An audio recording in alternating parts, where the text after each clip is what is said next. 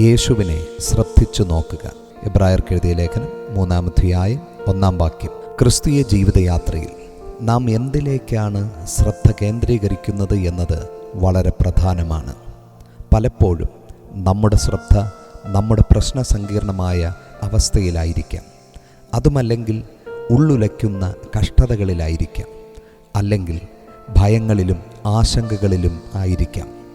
എന്നാൽ ഒരു ദൈവ പൈതൽ യേശുവിനെ ശ്രദ്ധിച്ചു നോക്കി ആത്മീയ ജീവിതത്തിൽ മുന്നേറണം എന്ന് വചനം പറയുന്നു. കാരണം നാം സ്വർഗീയ വിളിയിൽ പങ്കുള്ളവരാണ്.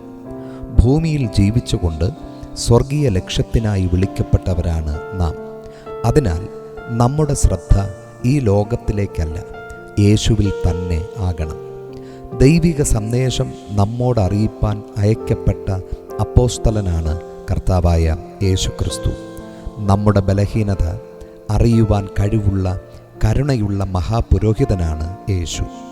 അതിനാൽ എല്ലാ നിലയിലും നമ്മെ സഹായിപ്പാൻ യേശുവിന്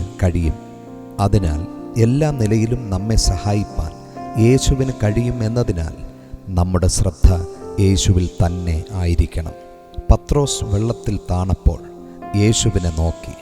അതിനാൽ തന്നെ മുക്കിക്കളയും എന്ന് വെല്ലുവിളിച്ച വെള്ളത്തിൽ തൻ്റെ കാലുകളെ കർത്താവ് ഉറപ്പിച്ചു. പ്രിയമുള്ളവരെ, നമ്മുടെ ശ്രദ്ധ പ്രശ്നങ്ങളിലോ പ്രതികൂലങ്ങളിലോ ആകരുത്, യേശുവിൽ മാത്രം ആയിരിക്കട്ടെ.